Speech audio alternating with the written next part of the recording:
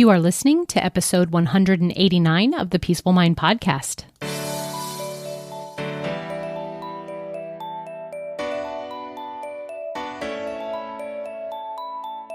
Welcome to the Peaceful Mind Podcast, a place for creating the peace of mind you need to be the best mom you are created by God to be.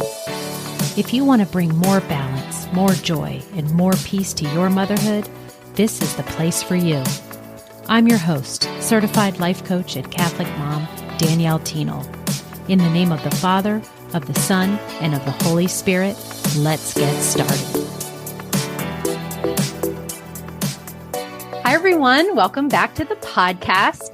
Today, I have another special guest, and we are going to be talking about the topic of organization, which I absolutely love. You know that this podcast, I'm all about helping you mamas have more peace of mind in your life. And I know a lot of us out there are not feeling peace when it comes to the clutter that we have in our lives and how our homes are. So today we're going to dive in to 5 steps to organize anything. And so who I have with me today is Tracy Hoth.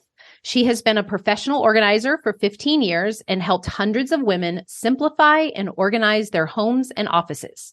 Since getting life coach certified in 2018, she now also combines mindset tools with practical organizing techniques to help coaches organize and streamline their businesses. Welcome, Tracy.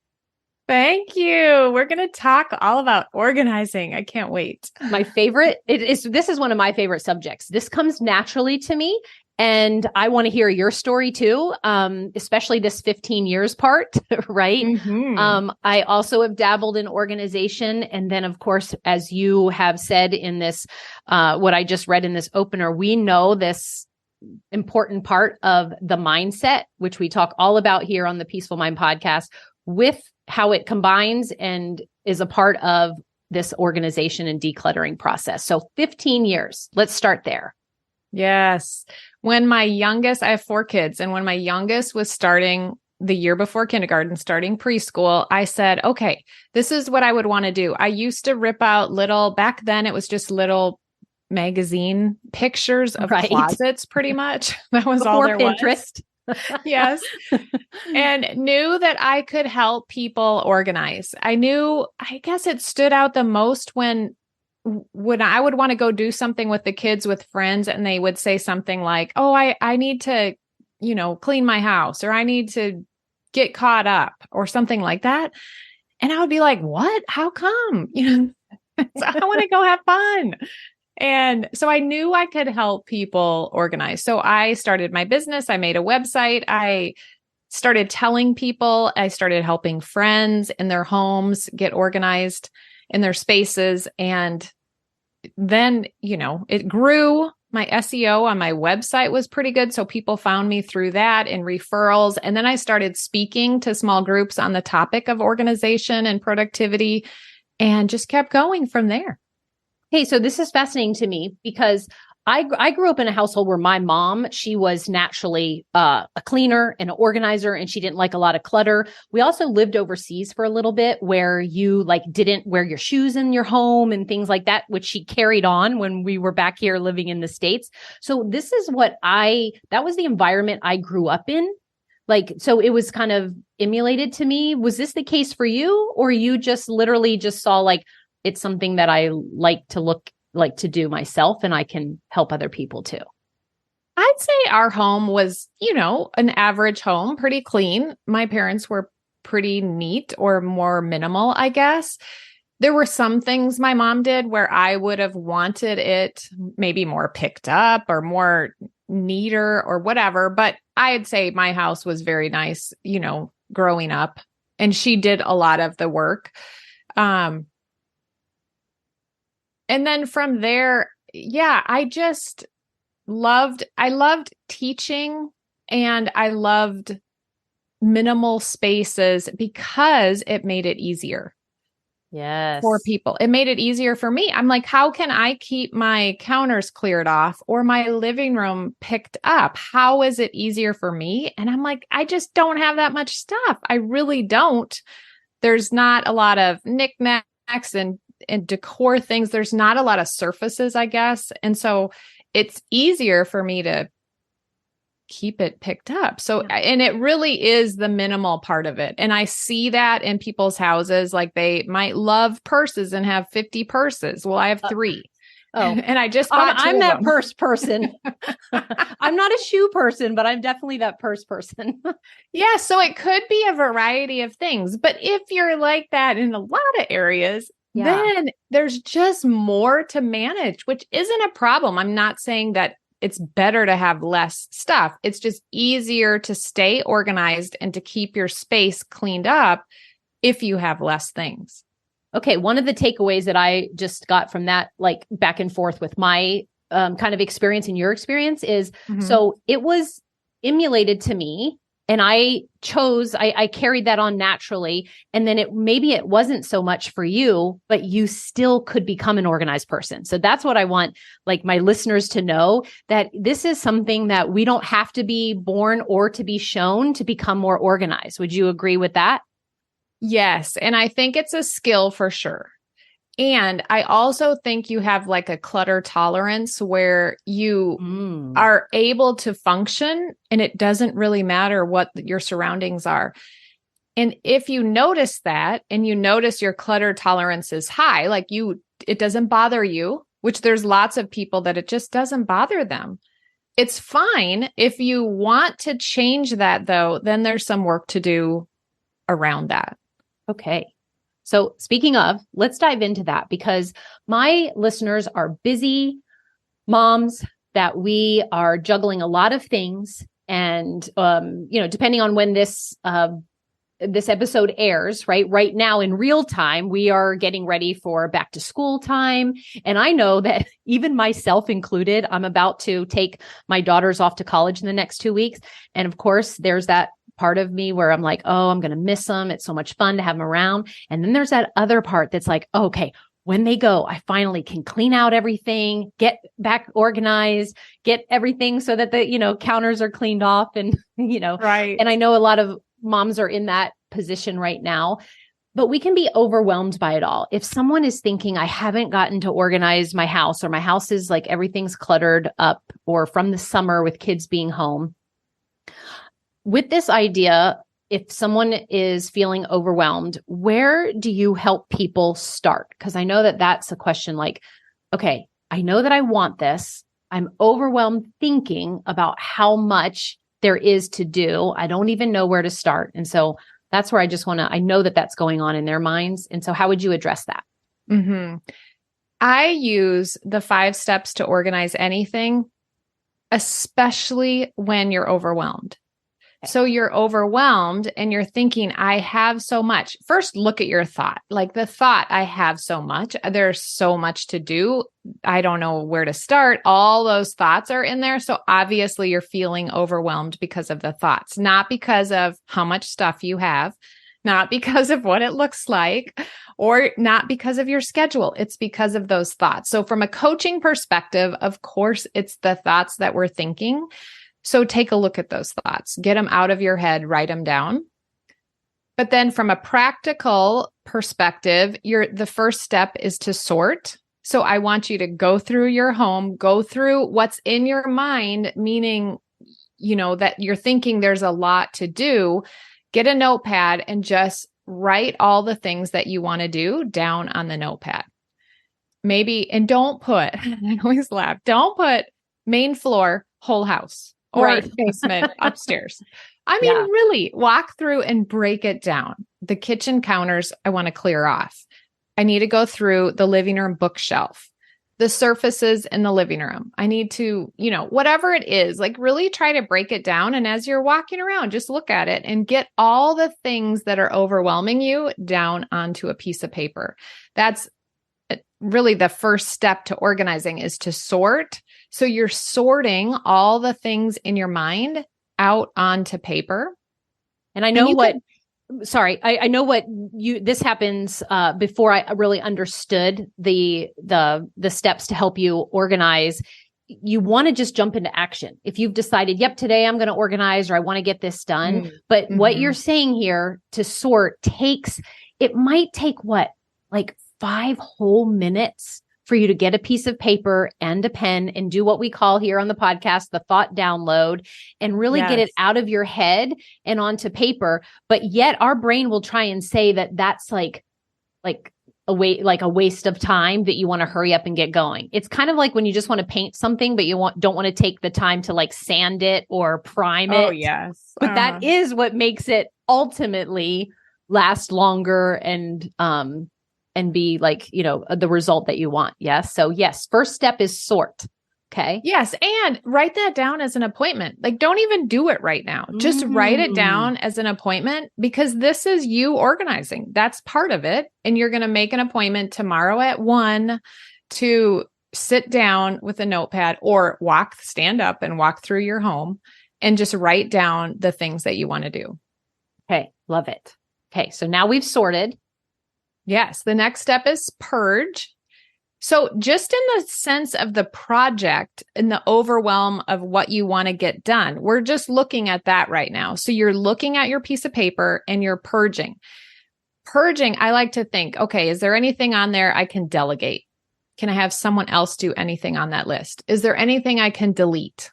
Like literally know that I'm not going to do that in the next year. So I'm just deleting it off.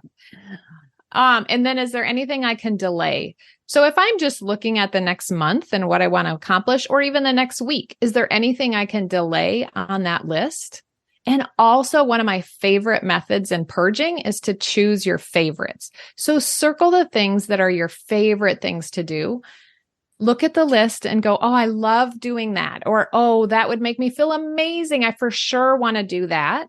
Or this is the most visual thing I see, and I definitely want to work on that. So circle those things that are your favorites and then delay, delete, or delegate anything else. That.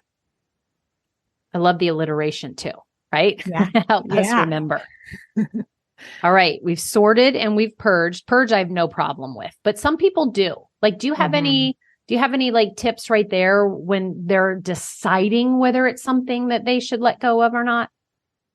I think mainly, what do I want? What would make me or impact my life the most if I kept on this list? And then let the other things go. And again, you can reevaluate in a month. Like, keep the list, but you can reevaluate and go back to that in a month.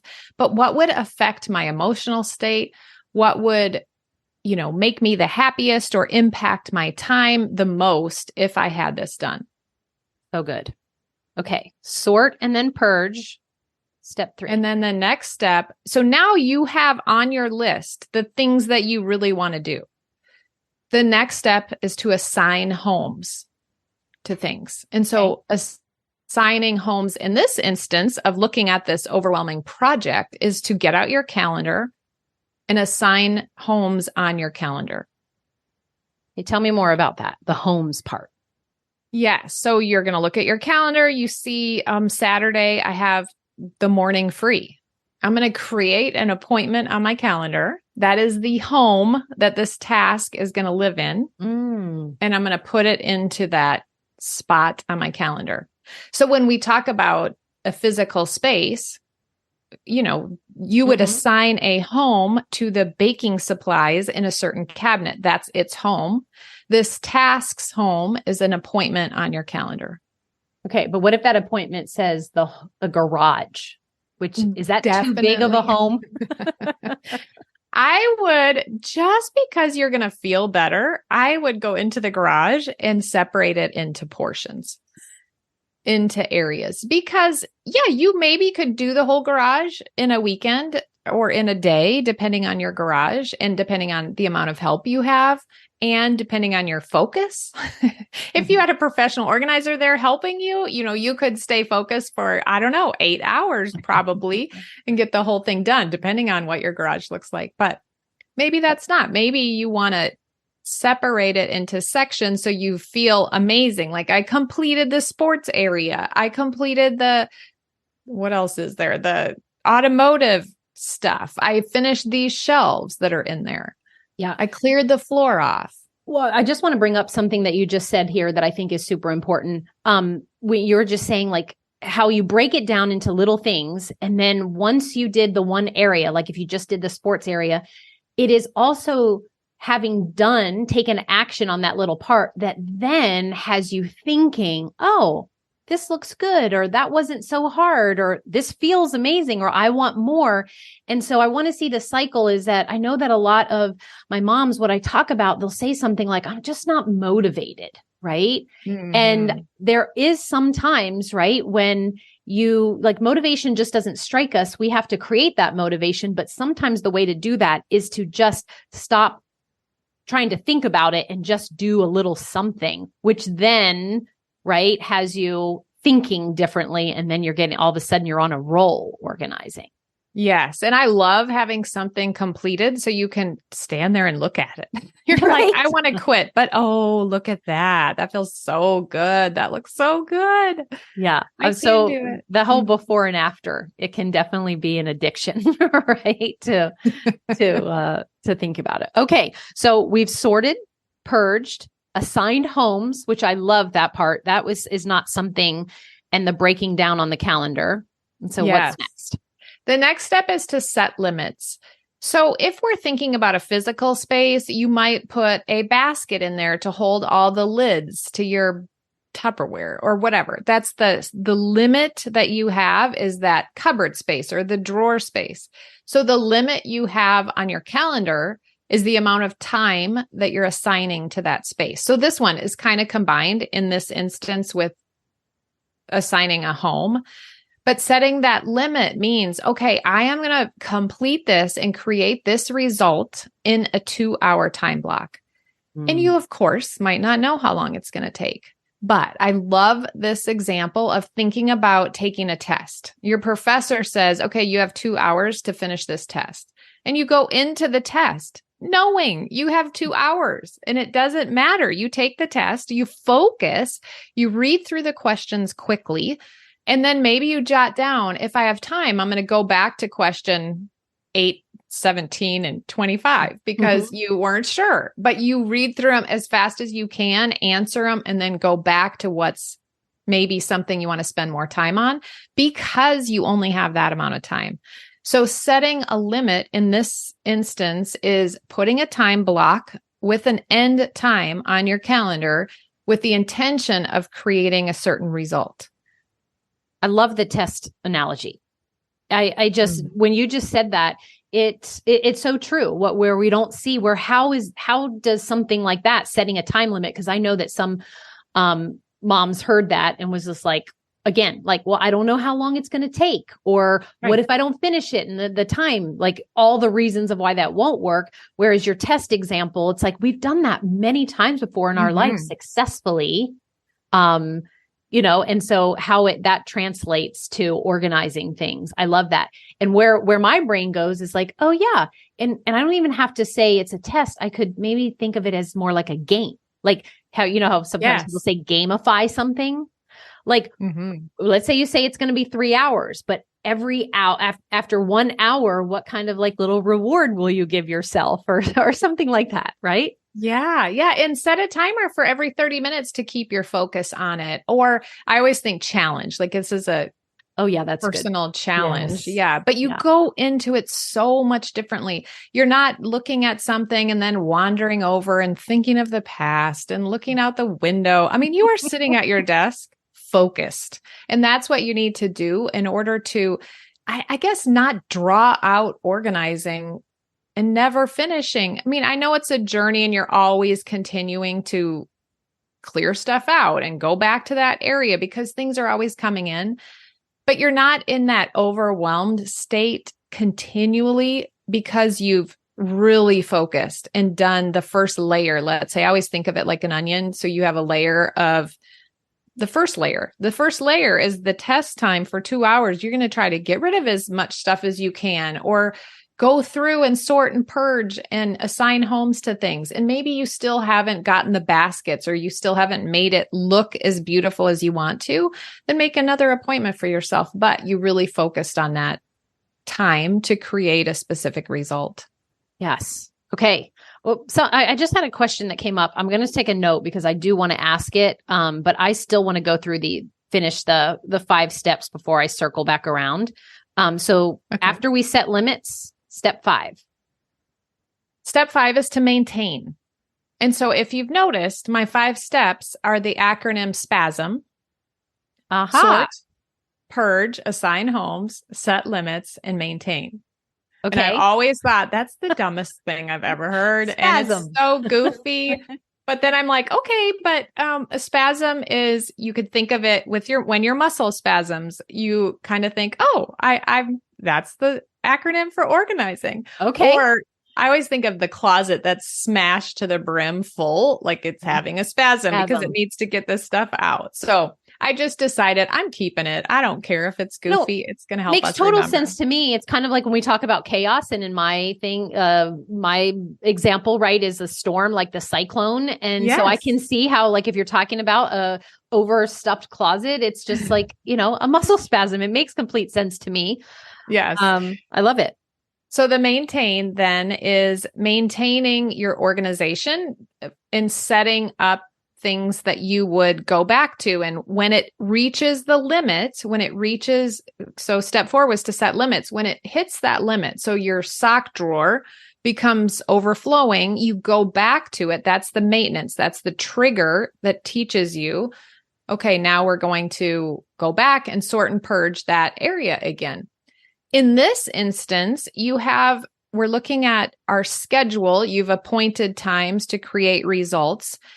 It's just maintaining it. It's like going in there at the end of the week and saying, okay, how did I do on that? Do I need to make any adjustments to my schedule or to this project in order to accomplish it? So as far as time in a project goes, the M in maintenance stands for going back through it and just making any adjustments. The secret to maintain is to tie it to something that you already do. Right. So in this instance, you already look at your calendar every Sunday night, maybe. And that's when you would go back to your goal and your project of organizing this certain space and make any adjustments. As far as maybe going through paper in the mail, maybe you tie that to when you brew your coffee in the morning and you get through the mail, or you tie something you do every day or every year is taxes. So maybe you tie going through your file cabinet and clearing out your files to doing taxes every year. With kids, it comes naturally to do school seasons, like school year, at the beginning of the school year, maybe at the end of the school year, maybe before January semester starts again. And you go through their closets because it's a seasonal thing that makes sense. So it's kind of thinking through, what do I do already and how can I tie maintaining to that? I love that. In being able to see right now what you haven't maintained. Because I know that some of the questions that moms will have is that, like I get all organized, but then it just goes right back to that way. Especially that's the note I wanted to say when they're saying like, I clean up and then the kids just mess it right up. But this tying to me, I feel like is the key to that whole maintain. When you were telling me that, I was like, oh, where do I already do that already? Like, what do I do? 2 things came into my mind. One, it was when I put away laundry, like, let's just say like my husband's socks, like I can tell that they become like undone in the drawer, as the week goes on, as he's pulled one out, like it messes up the other. So every time I go to put the socks back in, I take a second to reorganize, put the grays together, the browns together. And then the second thing we tie is that when it's the change of time, what is that? Daylight savings. Oh yeah. We flip mattresses. Oh, and I'm telling you, I didn't, it was just something we decided, like, how are we going to remember to do that? Like, because we'd always say, have we done it in the last, 6 months or whatever? But that just came up as an example. Yeah. But I love this idea because I think that maintenance is now, in order to maintenance, you just have to remember, right? To go back and to check up on yourself. And so taking your thoughts and tying it together, like you said, I think that's brilliant. It's a whole new way to think about maintaining, I think. Well, first of all, great job putting your husband's socks away. I'm like, I set mine on the bed and he has to put them away himself. He's like, can't you put these away? But yes, and of course, we're not going to remember. Well, you sound like you do, but set reminders, put reminders up. If it's a new thing you're trying to maintain, put sticky note on your coffee machine to remember to do it. Put a reminder in your phone for 2 months from now, whatever it is. Like, don't think that you're going to remember, especially in the beginning. Yeah. And then I was going to say something else about maintaining. Oh, the other thing, another example of maintaining is bringing groceries home. And a client just asked me this. She's like, when do you clean your fridge out? Well, of course, I clean it out when the trash is going to come. So we check in there to see, because we don't want it sitting in the trash all week and stinking. So if there's anything in there we need to get rid of. But then when I go grocery shopping, I always try to wipe the fridge out before I put food back in it. Love it. And so two things that seem natural to me, but there's triggers to help me maintain them, might not be natural to someone else because they haven't thought through that. Right. Okay. So will you just recap the 5 steps to organizing anything with what they are, with just a little bit of a summary for each one? Sort. Always start with sorting. And there's a great example. If I started by saying, do you want to get rid of this humidifier? The person would be like, no, that's my humidifier. We use that.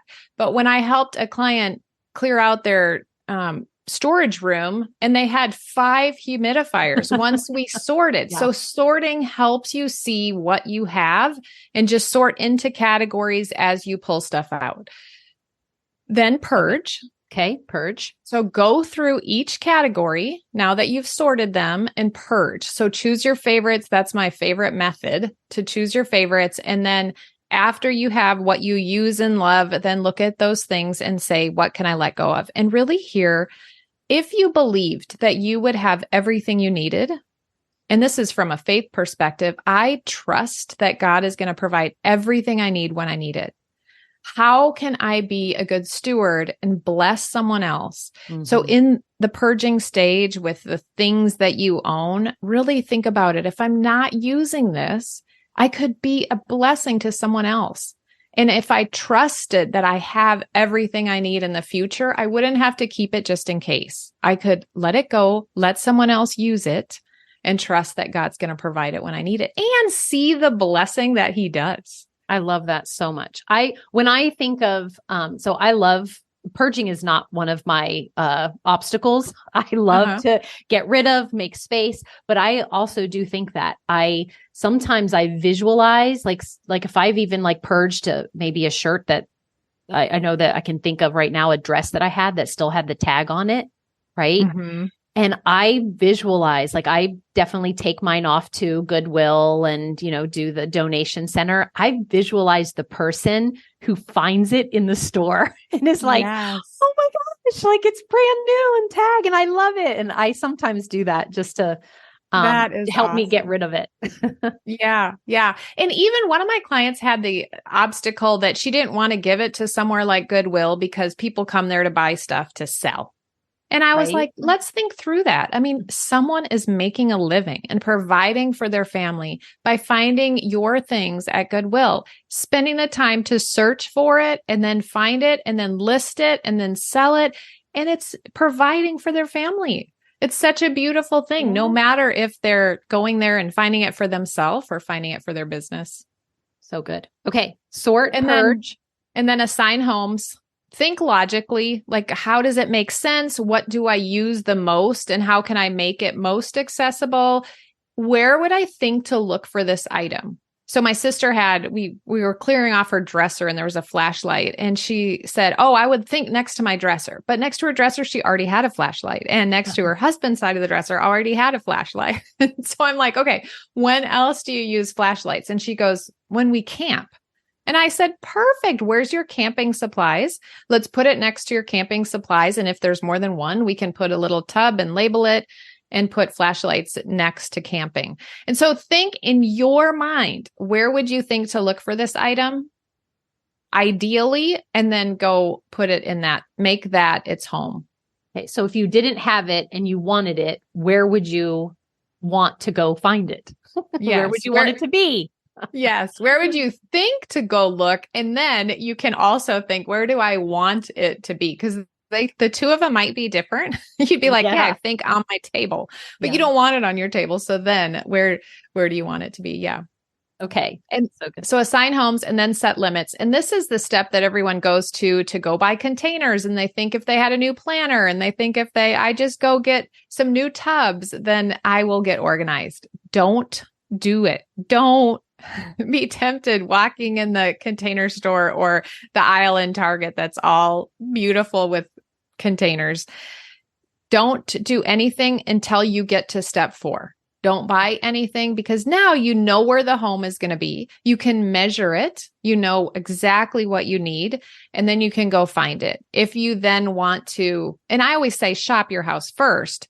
See, do I have a box I could try using until I need and want to go purchase a plastic tub or a basket or something? So setting limits could be a shelf, a size of a shelf. It could be drawer dividers. It could be baskets or tubs or anything that is going to put a limit on the space that you're allowing for this item to take up. So good. Okay. Yeah. And lots then of people maintain. want to buy stuff first and then start, but I love your recommendation, right? You don't want to buy things until step 4. And the first place you want to buy stuff is your own home. I love it. Okay. Yeah. Because you will not believe how many people have so many containers and so many new things that they thought would help them. And as we're sorting, we're emptying all those things out. And now we have a giant pile of containers. Right. Yes. I shopped my own home recently because my daughter, she's going to her first apartment in her second year of college. And, when you start and you need all those, spatula, colander, like things, I'm like, let's shop my kitchen first because I probably have a multiple, but if I don't, then you get the used one and I will get the new one. That's awesome. I hadn't even thought of that. Yep. And then the final step is to maintain. Yes. So tie it to something you do. And good. I love it that. always takes maintaining, just like a garden. You have to maintain it, just like our health and our weight. We have to maintain it. I mean, everything takes maintenance, especially organizing when you're bringing things into your home consistently.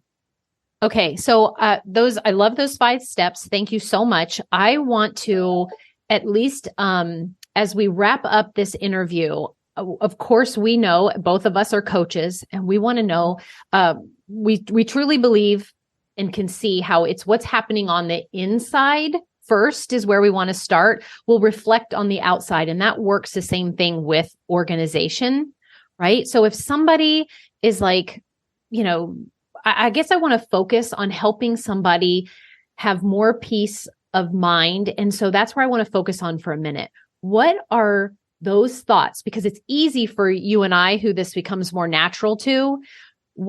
Let's kind of shed light on what someone out there who's struggling to organize, what are some of those thoughts that we see are what's keeping them from just taking any action? So it's kind of like, what are the thoughts we know if you were already organized or this came naturally to you, what would you be thinking? And let's highlight a little bit of the thoughts we know that are keeping moms stuck out there. Yes, I have the perfect example. I just did this coaching my client online. We coach online. Mm-hmm. So I'm not in her home helping her, but her thought was, I don't finish things. Ooh. I'm scatterbrained and I don't finish things. And we were talking and I said, okay, let's think of something you do finish. And she was like, can't think of anything. I was like, I've only known you for 2 weeks and I already have a list of 3 things you finished. One of them is you finished planning your vacation. You went on vacation, had an amazing time and came back. Yeah. So you finished that. You planned your vacation. You packed for your vacation and you left on it. And then I don't know what the other 2 things were. Oh, hiring a coach. She finished it. She went and found and hired a coach. And so she was like, oh, yeah. And then she's like, I finish things for other people that I commit to all the time. And so I said, okay, so if you committed to doing this, you could finish because you finish a lot of things. And it changed everything for her. She went into that and was like, I am a finisher. Right. And it was all so just one switch inside, one switch, right? Yes. So I love that. Are you someone who's listening to this podcast right now who think I don't finish things, or especially like it's some form of, I never finish what I start, or I start out all excited and enthusiastic and then I it kind of wanes off, or I get distracted, right? Those are the type of thinking that's going to keep you from organizing. So I know just kind of what comes to mind for me when I worked with people before, it's that I'm not good at it, or there's just too much. I don't know where to start. It's just going to get messed up anyway. My family's not in it. I have ADHD and can't concentrate, like all of those things. Yeah. So I just want to invite and offer today to think about that. How do you right now, what are you thinking about organize? Are you thinking that it's hard, that it's complicated, that it's too much, that you don't know where to start? First, kind of like reveal that, and then let me give you permission today to know that there are other options out there. So other options, Tracy, kind of, let's brainstorm a little bit to help them, because I'm always like, if you want to borrow these thoughts and start thinking them yourself, go for it. You have my permission. I just want to say that my favorite one is that you can just start anywhere. You don't have to even have a big plan. Just pick something and go. A drawer, right? One cabinet, your car. Yes. I also I'm not going to stop until I finish. Ooh, so good. And then when you said that, I love when it's like, the whole breaking it down. Like, I just have to do one thing, because then just doing one thing might make you feel accomplished. And then you're like, okay, well, that wasn't as hard. Now what?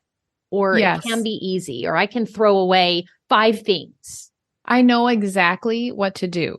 You have the 5 steps right there. One of my clients, hers was, I have a plan now. She got so excited because before it's like, she didn't know. I don't know what to do. I don't know where to start. I have a plan.